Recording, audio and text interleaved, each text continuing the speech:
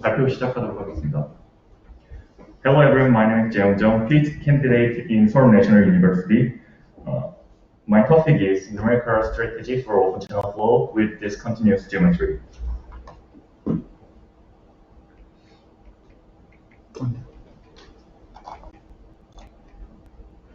This is my content.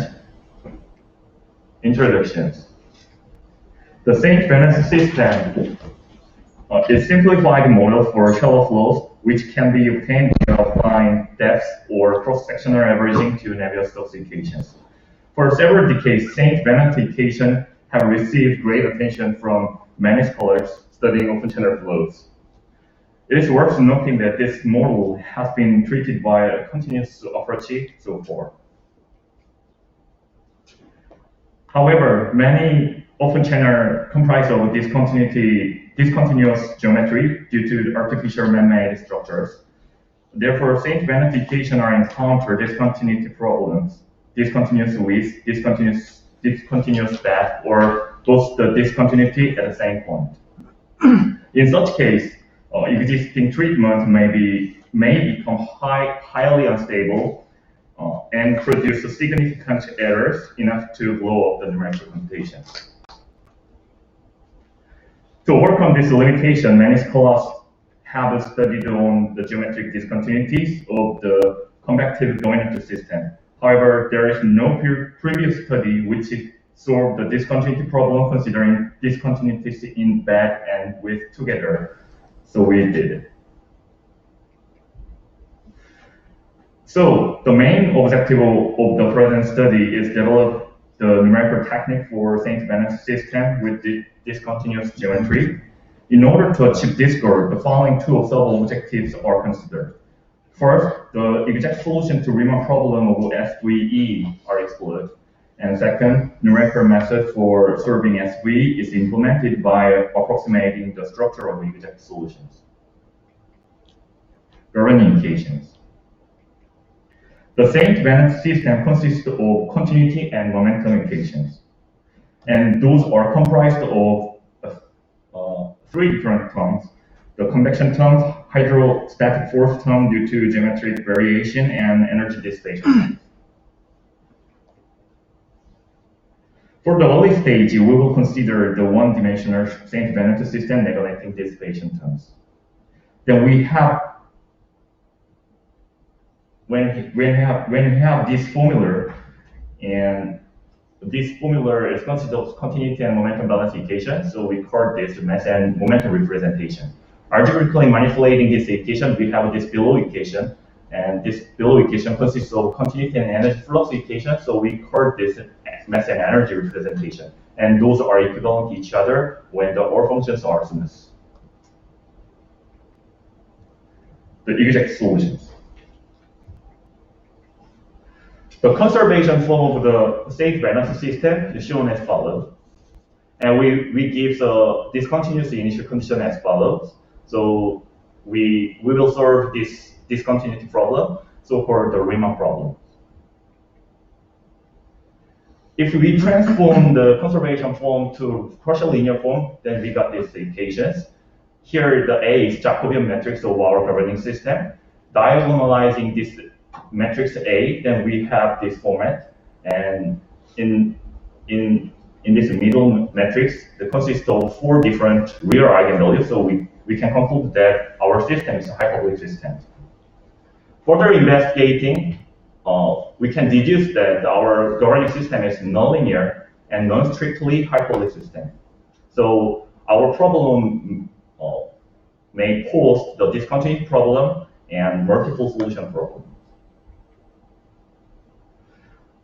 To configure the elementary wave solutions, we introduced this virtual cell approach. And this virtual cell, in the virtual cell, it consists of three main parts, two main parts. The two for the lambda 3 and lambda 4, and one for the lambda 1 and lambda 2. For the lambda 3 and lambda 4 eigenspace, the shock and rarefaction wave relation can be used. This equation is shock relations. and this relation is rarefaction relation, and these two relations comes from mass and momentum representations. And for the lambda 1 and lambda 2 characteristic fields, we use the mass and energy representation and deduce to the stationary wave relation like this. And this exact solution can be derived such as follow. And then we can imagine another solution is the resonant wave solutions. Over the very geometric variation, there can be hydraulic jumps. So in this case, this solution follows these relations. So far, we investigated 4 different elementary waves, and it's time to define the LM and RM curves. The LM curve is all possible flow state which can be connected to left state via this elementary wave. Here is an example. For this geometric condition, there are 4 different types of LM curve can be exist. As you can be seen in this figure, the LM curve is monotonically decreasing and bounded to the right side. And RM curve is generally have 4 different types of graph. The monotonically increasing and bound to the left side. But for some cases, the RM curve has a special area where the 3 lines coexist. Then this shows a procedure to how we're gonna find out the exact solution of Riemann problems. First step is draw LM and RM curves and obtain a configuration of the elementary waves connecting both the states and determine the exact solution using the elementary wave formula. So we can guess that there are 3 different cases for the exact solution of the Riemann problem. The first case is no intersection point between curves. In this case, unique solution will be arrived with a dry state here. And second B, one intersection cases. In this case, a unique solution will be arrived with only wet state. And case C, the triple intersection point can be arrived. In this case, triple solution will be given. So here is the example. For the A, no intersection between curves. So in this case, UL and UR state is connected via rarefaction waves, dry state, and rarefaction waves. Case B and C shows the exact solution for velocity and water level. And case B also another example for unique solution case. And case C shows a triple solution case for each intersection point to produce the corresponding exact solutions. Next step is find Bowling method.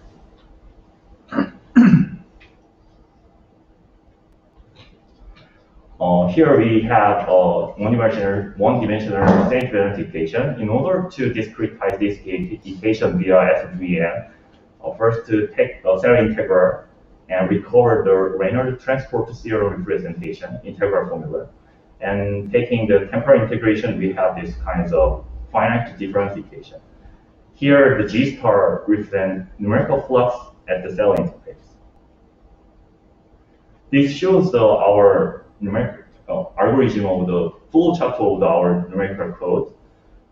By mimicking the structure of the exact solution, we introduced this virtual cell approach into the flowchart, and we implemented the stationary wave reconstruction step here to reflect the geometric discontinuities. The first step is the reconstruction. In the reconstruction step, there are 2 different reconstructions, window reconstruction and stationary wave reconstruction. This window reconstruction is implemented to get a high order accuracy stably, and stationary wave reconstruction is constructed in order to reflect the geometric discontinuities. In this step, we solve this equation. This figure shows schematics of the 5th order Reynolds method, which we used. And last step of the reconstruction is positive preserving limiter. This limiter prevents the water depth becoming negative value. And second step is numerical flux. We prepare 3 different types of numerical flux: Rex and fried rich flux, and HL, and low fluxes. And third step is source term treatment. We derive the well-balanced form of the source term. If we use a straightforward method, then the flux and source term has imbalance in the strangulation error level, then unwanted flux will be generated in this case. But our method is clearly follow the exact solution very exactly.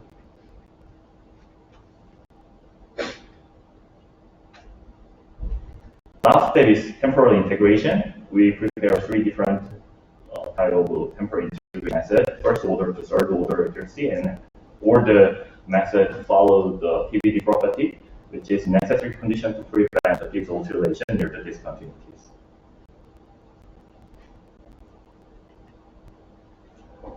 To verify our quote, the several numerical experiments were conducted.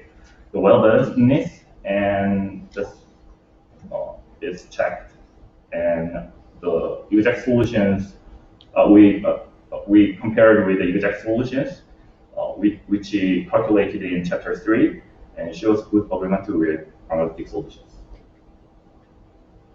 Also, we verified our code with using the benchmark test for shallow water patients, the higher accuracy, the fixed order accuracy, and the wave propagation and shock capturing ability, and the convergence to the solution test and long wave propagation over the significantly varied topography or experiment shows a good agreement with analytic solutions. Summary and conclusions. In this study, we investigated the mathematical feature of our governing equations, independent equations, and we construct the exact solver for SV, which is considering the discontinuous geometry, and mimicking the structure of this solver. We implemented the numerical method, and numerical tests were performed, and shows a good agreement with analytical solutions. In the future, we will expand the numerical model to two-dimensional shallow equation via operating splitting method, and a lot of good numerical simulation will be conducted for urban flood modeling. Thank you. Any questions or comments? Okay, we are going to have a question and the comment time after all the presentations. Okay, thank you.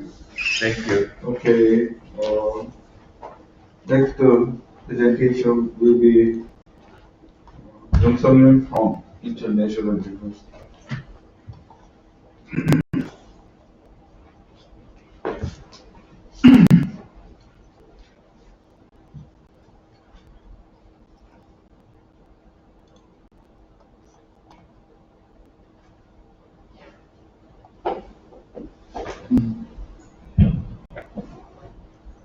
Hello, my name is Sung-yoon from International University, and the title of today's presentation is Numerical Simulation of Surface and Subsurface Flow in Urbanized Rainwater Drainage System.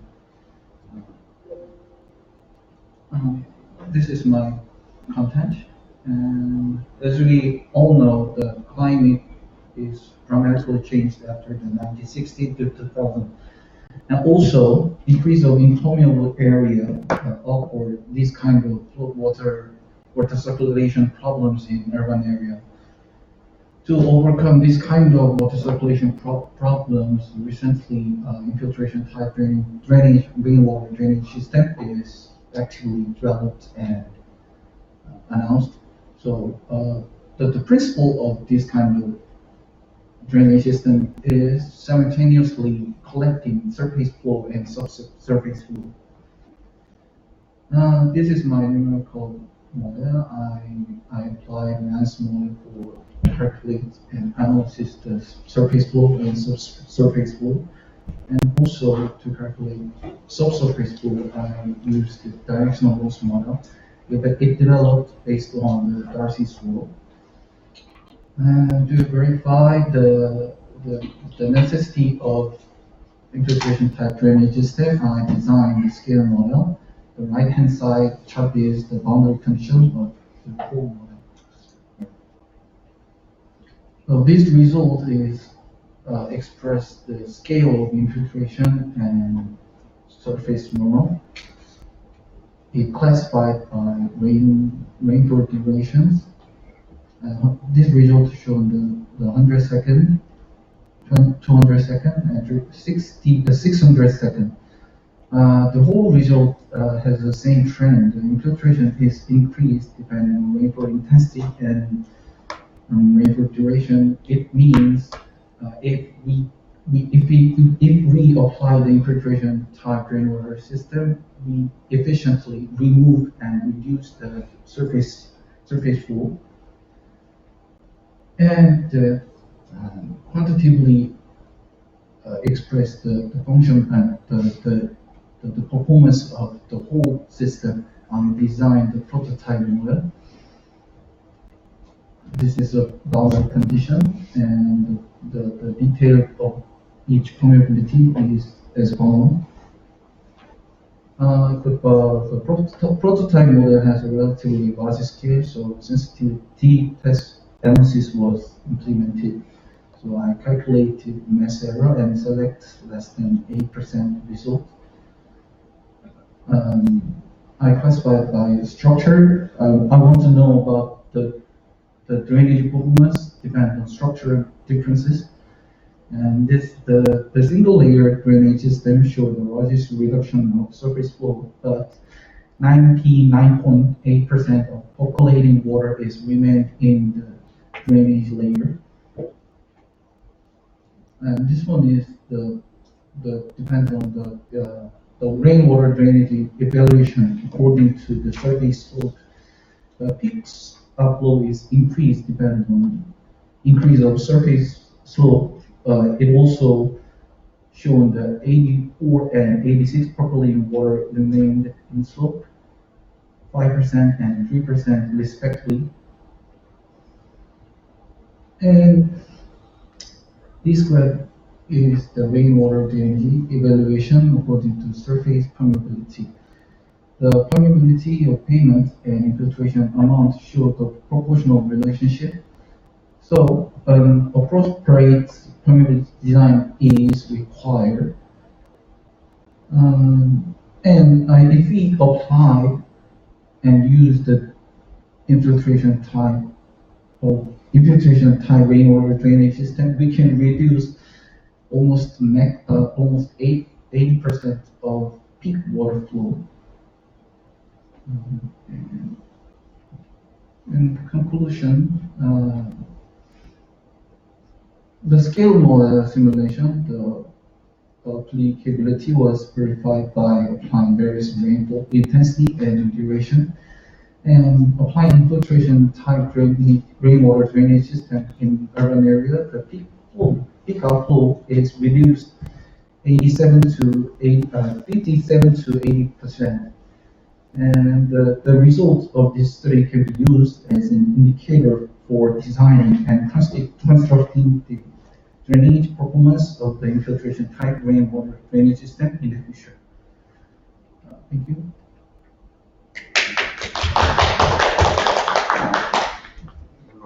Very short presentation. Any questions or comments? Okay, we are going to have a comment time after all. Okay, next presentation will be presented by Dr. Chol from Seoul National University.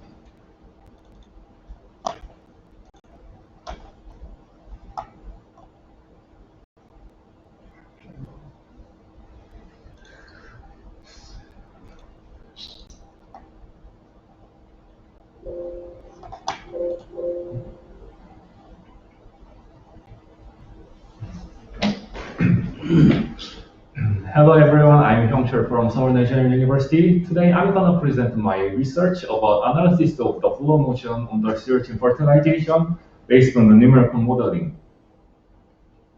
These are contents. Searching within the bottom boundary layer reproduces based on the external fertilization. So as you can see, they injected the eggs and sperms into the water flow, and the sperms and eggs are colliding between each other. Thin membrane pop up like as shown in this video, and the fertilization occurs. Since the movement of eggs and sperms are significantly affected by the complex structure within the bottom boundary layer, it is very important to analyze the effects of flow characteristics for better understanding of fertilization process. In order to investigate the effects of flow characteristics on the fertilization process, many researchers have studied a lot, as shown in this table.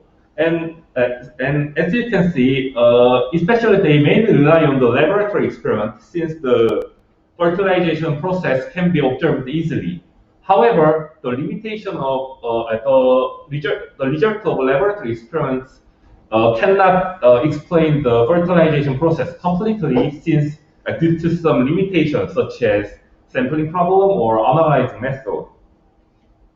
Therefore, in order to overcome the limitations of previous studies, we analyzed the effects of flow characteristics within the bottom boundary layer on the searching fertilization process based on the numerical modeling. Moving on to the methodology. This figure shows the schematic diagram of our numerical modeling. We use OpenFOAM for simulating the numerical model. And in detail, first we solve the flow field based on the larger simulation, and then we get the particle trajectories based on the Lagrangian particle tracking algorithm. Here, the particle means that eggs and sperms. And then finally, we estimated the fertilization rate based on the distance between eggs and sperms. This slide shows the Galvanic equation of our numerical modeling. And I'm going to explain about every algorithm in more detail. As you can see, we determined the eggs and sperms volume fraction as less than 1 micro to satisfy the one-way coupling condition. So this means that we do not, we neglect the mobility of eggs and sperms in the flow, and we just consider them as passive scalar in the flow. Once the modeling is finished, then we determine whether the fertilization occurs or not based on the distance between eggs and sperms. And in this study, when the distance between the eggs and sperms are less than a certain value, here the 2 times of radius of eggs, then we consider that eggs and sperms are colliding between each other, and then the fertilization occurs. This figure shows the simulation domain and the boundary condition of our research. As you can see, we performed the numerical simulation under the unidirectional flow and with male and female searching. And the sperms and eggs are ejected from each searching body, and the searching are modeled with a hemisphere. And considering the real flow condition of searching's habitats, a total of 5 flow conditions are considered for this study. Once the numerical modeling is finished, then the eggs and sperms are spatially distributed randomly or heterogeneously in the entire domain, as shown in this figure. So in order to quantify the spatial arrangement of eggs and sperms, we apply the standardized Morista index. So the larger IP means that the gametes are more aggregated, like as shown left figure, and the smaller IP means that they are dispersed homogeneously in the entire domain. And in order to validate our computational modeling, we perform the laboratory experiment. And as you can, and as I told before, we use one-way coupling approach. So particle follows the flow completely. So the validation is performed only for the flow field without any particles. And right figure shows the result of validation. And as you can see, the result of validation for the numerical modeling and the laboratory experiments are almost same. And also for the vertical velocity profile, the R-square value is larger than 0.95, which means that our computational modeling simulates the flow field quite well. Moving on to the result. This video shows the simulation result of our simulation. Here, the red particles are eggs and gray particles are sperms.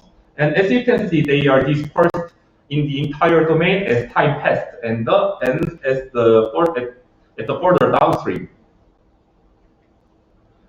And this figure shows the flow characteristics behind the CRT body. And as you can see, the flow characteristics fluctuate significantly near the CRT body. This is because CRT body distorts the flow structure significantly. However, at the further downstream, the flow characteristics recover to the original stream value. And as shown in the right figure, in order to investigate the effects of flow characteristics on the fertilization process, we divided the entire domain into 4 subdomains: overall, wake, substrate, and water column region. And I'm gonna explain about that in the next part. So this figure shows the instantaneous spatial distribution of eggs and sperms in a certain flow condition and the variation of IP depending on the locations. And as you can see, the eggs and sperms are clustered near the CRT body, but they are dispersed by vortex motion at the further downstream region. So the IP here, the IP is the standard Morrison index. So IP is large, close to the CRT body compared to that in the further downstream region. And below figure shows the variation of IP depending on the flow velocity. As you can see, the IP is maximum in the lowest velocity, and this value decreases with the increasing flow velocity. This means that in the lowest velocity, this is because in the lowest velocity, the flow does not have enough momentum to disperse eggs and sperms further downstream. So the eggs and sperms are aggregated, like shown, left figure. But in the higher velocity, the strong flow disperses the eggs and sperms further downstream. So the eggs and sperms are distributed homogeneously in the entire domain. And this figure shows the variation of fertilization rate and the number of fertilized eggs in 4 subdomains that we defined above. And here the fertilization rate is estimated from the ratio of the total number of eggs to the number of fertilized eggs. And as you can see, the fertilization rate is maximum when the flow velocity is 0.1 meter per sec, and the minimum in the lowest velocity condition. And in the lowest velocity condition, overall region is the close to the CRT body, is the most dominant region for the fertilization process. However, as the flow velocity increases, the effect the contribution of overall decreases sharply. However, the contribution of wakes and substrate region becomes most dominant region for the fertilization process. And in water column, and the water column region always shows the lowest fertilization contribution for the fertilization process. The reason why the fertilization occurs more frequently in a specific flow condition or specific region will be discussed in the next part. This figure shows the entire fertilization sites and the streamwise velocity distribution behind the CRT body. And as you can see, most of fertilizations occurs near the CRT body rather than the further downstream region. And especially in the lowest velocity, the recirculation is not formed yet. So in the lowest velocity, eggs and sperms are just aggregated without any collision. So that's the reason why the fertilization rate in the lowest velocity is minimum. However, as the flow velocity increases, the recirculation zones start to be formed as shown in the white dot line, and the vortex motion within the recirculation zone stimulate to colliding between eggs and sperms. So that's the reason why.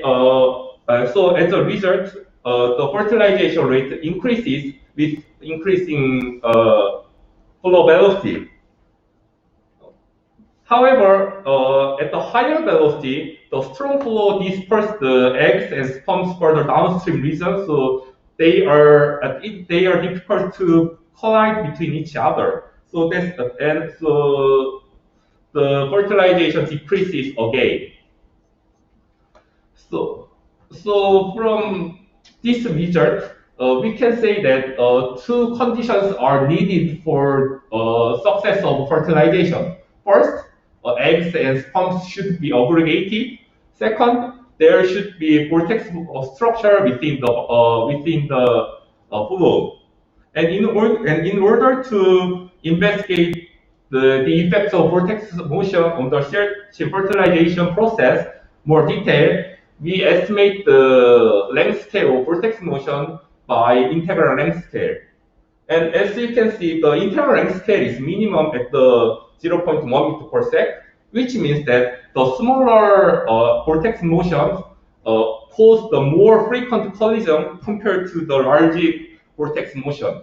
So this is also the evidence why the fertilization occurs, or why the fertilization rate maximum at the 0.1 meter per sec. So in this study, we investigate the effects of flow characteristics on the fertilization process. And the new finding of this study can be summarized as follows. First, numerical simulation based on the RPT algorithm enable us to understand the fertilization process. And the recirculation zone generated by shear body is the most important reason for the fertilization process. And two conditions are needed for the success of fertilization process. And here the gametes aggregation and existence of vortex motion. This is a reference. Thank you for listening to my presentation. Thank you very much. Okay, next speaker will be Ijamin from International University.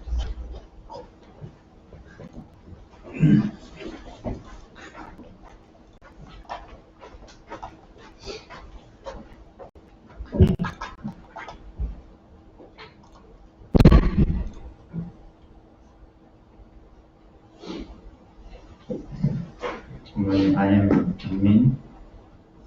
I'm in master course in civil engineering in International University.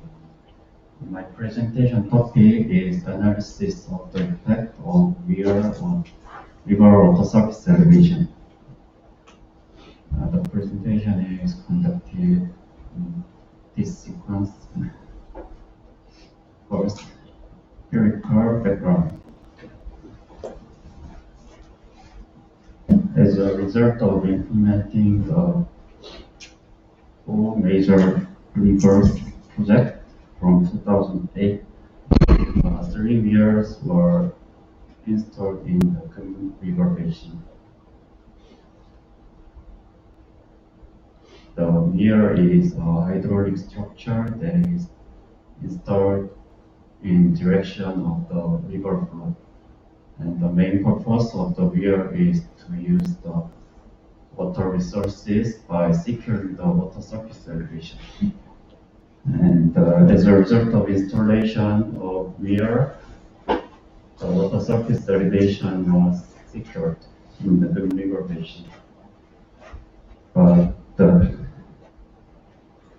installation of a weir is to affect the water flow capacity and the flow elevation elevation is predicted to rise due to the effect of the wears on the flow capacity. So in this study, the difference in fluid elevation depends on the presence or absence of the wears in the Green River Basin was analyzed for the various rainfall intensity in the Green River Basin. Next is analysis method.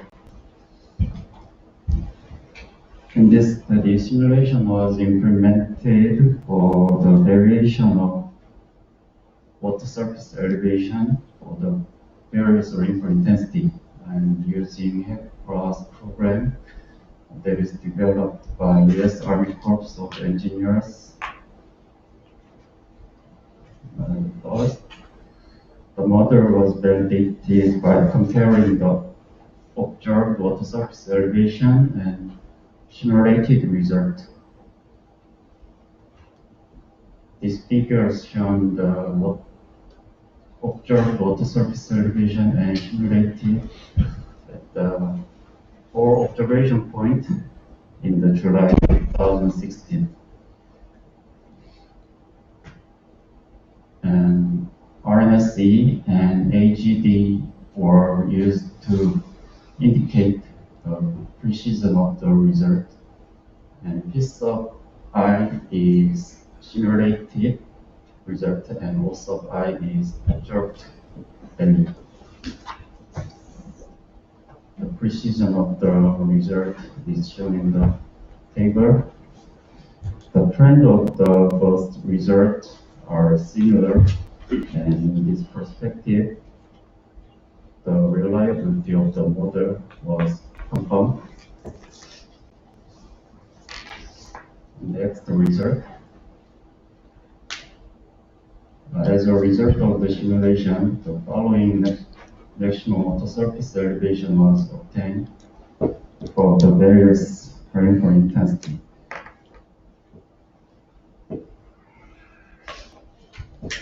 This is the maximum water surface elevation depends on the presence or absence of the wears in the Green River Basin. When applied 200-year rainfall intensity to the model.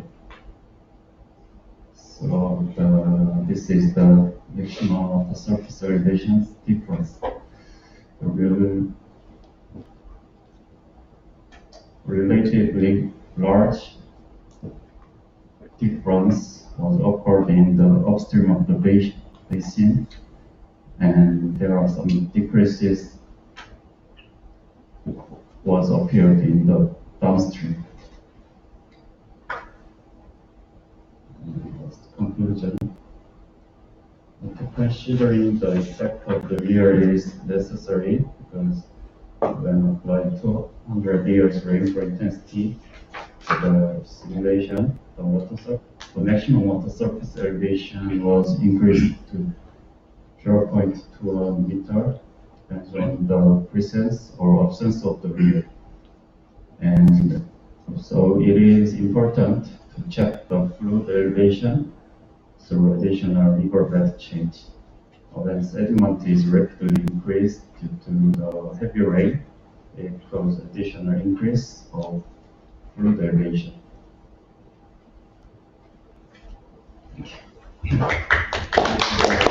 Okay. Very short presentation. Okay, next speaker will be Kim Dong-yeon from Seoul National University.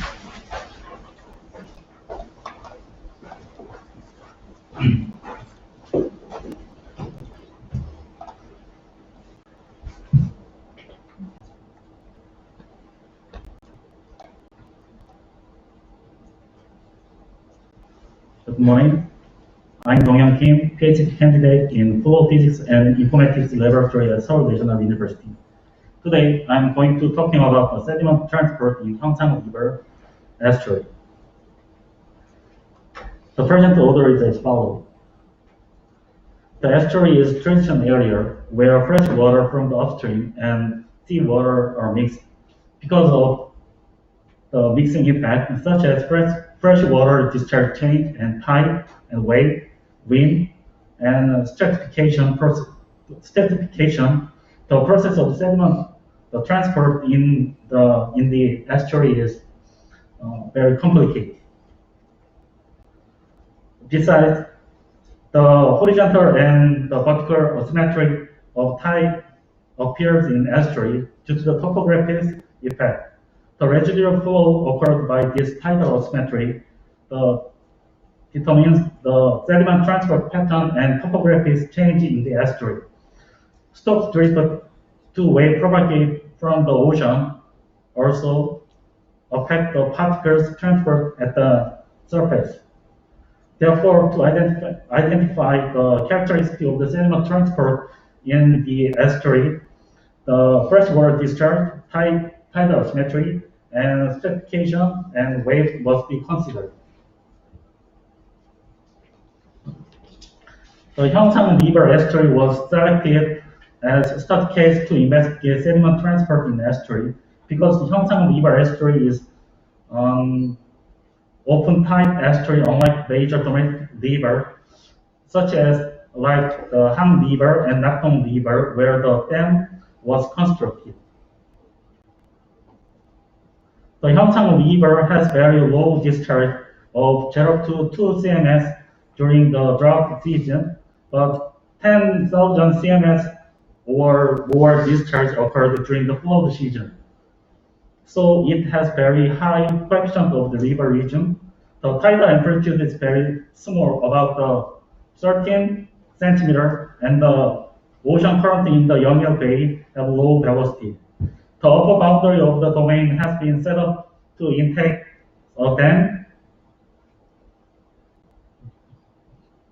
and to prevent the salt intrusion, construct about 9 kilometers upstream from the Hyeongsang River estuary. And the lower boundary of the domain was set at 20 kilometers from the land to consider the East Korean warm current, which is the main current of the East Sea, flowing northwest.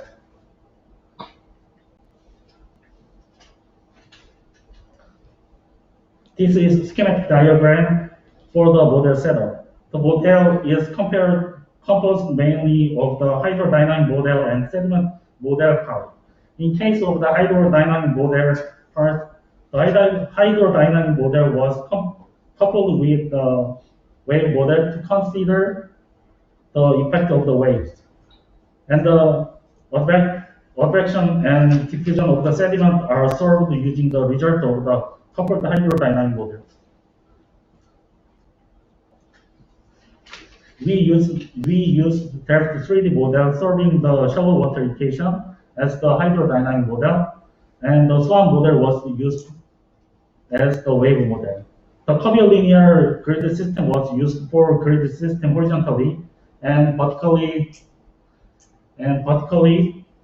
the sigma layer was used. So total about 1.2 million grid were used. The simulation time was set to September 2009, and the reason is that the Hyeongsang River discharge is very low during the normal season, so the sediment rarely transport in this season. However, the maximum and the second maximum discharge occurred in September 2019. And then computational time step was set to 0.6 seconds, considering the current number, and then communication time for the coupling model is 30 minutes. The open boundary of the two models are like this. We input the discharge and the water temperature data at upper boundary, and which is upstream of the Hyeongsang River, and tide, ocean current, water temperature, salinity, and the wave information input at the lower boundary. In addition, the hydrodynamic model and the wave model were two-way coupled for wave water elevation and velocity. The open boundary, the model's open boundary data was input by the interpolating observation data, observation station measurement data, and the global current model.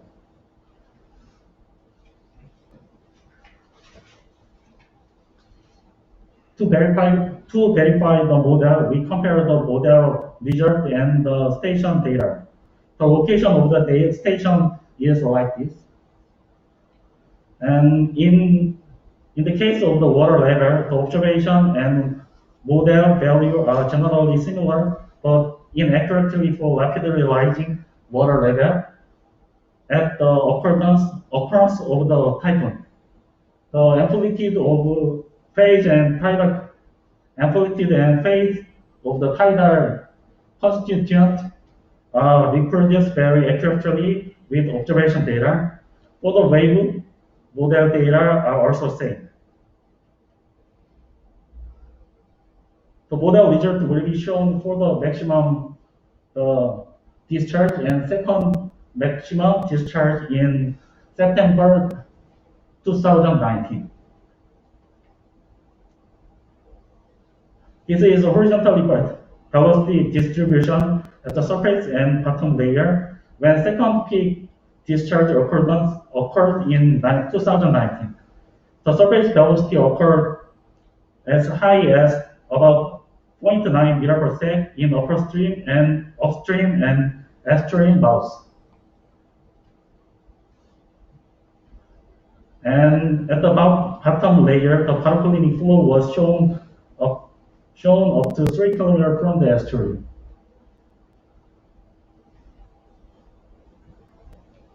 The upstream salt water was forced out up to 3 kilometers from the estuary mouth by the upstream discharge. From these figures, it can be seen that fresh water from the river is mainly discharged to the ocean along the river right and left bank. The bed shear stress is high in upstream,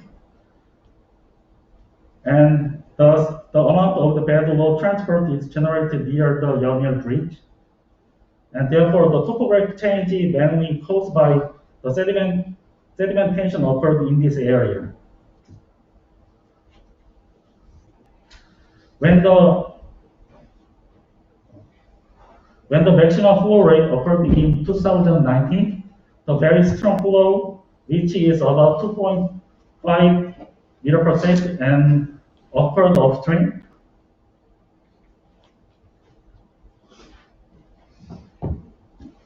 And it was discharged topically into the ocean. Moreover, the rapidly decrease in the velocity at point A was caused by the decreasing the water level gradient and the river width and depth increase. Through this, it seemed that the sediment transport from the upstream was deposited near the point A, and actually when we went to observation to this area, the depth of this area was low due to the sedimentation. The water temperature and salinity are constant throughout the river by huge discharge. The bed shear stress is very high, and unlike the second peak discharge case, the bed load was transported in all areas. When we are looking at the topographic change caused by bedrock transport, it mainly eroded and deposited near the Yonil Bridge. And if this eroded and the deposit process is persist, the dune-shaped terrain will be propagated from upstream to downstream. About bedrock transport by each fixed this upstream discharge, it is not transported in below the 250 CMS discharge case. Whereas for discharge over the 250 CMS, the transported air expanded downstream. When the suspended sediment was continuously injected at the Gumu stream, which is one of the Hyeongsang River branch located in the industrial factory, it was diffused and transferred gradually and reached the estuary mouth on Thursday. The particle tracking model was performed using the coupled model to understand the surface current structure in Yeonil Bay and Hyeongsang River. The particle trajectory in the Hyeongsang River are mainly transferred to the bay along the river right bank, and then most of the particles are moved throughout the Pohang Steel Company. This point is Pohang Company, and the particle in Yeonil Bay transferred clockwise occurred to the flood and ebb tide. The flood and ebb tide, and go out to the East Sea along the right coast to Yeonil Bay. And in Korea, East Sea, they are transported to the north by the encountering the East Korea warm currents, flowing the north-northwest. For the northern area, Yeonil Bay, it can be seen that the particle located due to the large-scale turbulence introduced by the Hongbuk. Conclusion: the Hyeongsang River, located at the Yeonil Bay, has very low discharge throughout the year and low tidal amplitude. The bedrock transport, therefore, is occurred during flood season. The upstream discharge should be 250 cms or more in order to transport bedrock, and when it increased by more than 250 cms, the occurrence of the bedrock transport is extended to Hyeongsang River estuary. The bedrock mainly are deposited near the Yeonil Break, and as the discharge increases, the dune-shaped carrion gradually propagates to the downstream of the Hyeongsang River. The surface current in Yeonil Bay was simulated using particle tracking model, but additional observations are required for model validation. Thank you. Okay. Any questions?